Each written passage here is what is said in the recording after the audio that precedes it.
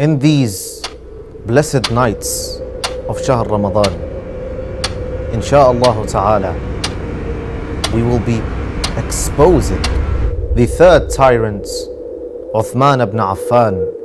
May Allah's curse be upon him. That this person who is commonly known as ذُو-النُّورَيْن تَسْتَحِي مِنْهُ الْمَلَائِكَةِ was actually just nothing but a mafia man, nothing but an oppressive ruler, nothing but a tyrant. And Uthman took her life where she is not even able to look at her son who she just gave birth to. Took her life unjustly because of his pure ignorance.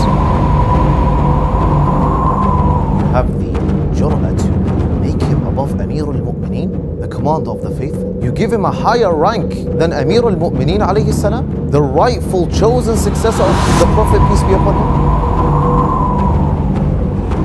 What's led for Uthman to be killed? What's led for people to join from Yemen, from Egypt, from Hijaz, from Medina? No so-called Sunni has the right this moment to do taraddi on Uthman ibn Affan and declare him as wisely guided. No one. This ignorant tyrant, as we will prove insha'Allah in this series.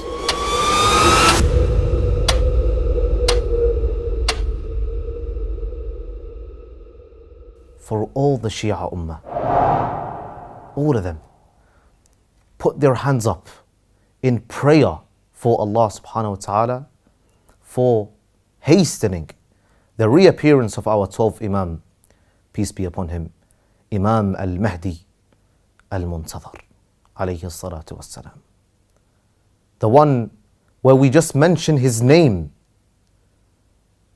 puts fear into the hearts of the Nawasib, the enemies of Ahlul Bayt, peace be upon them.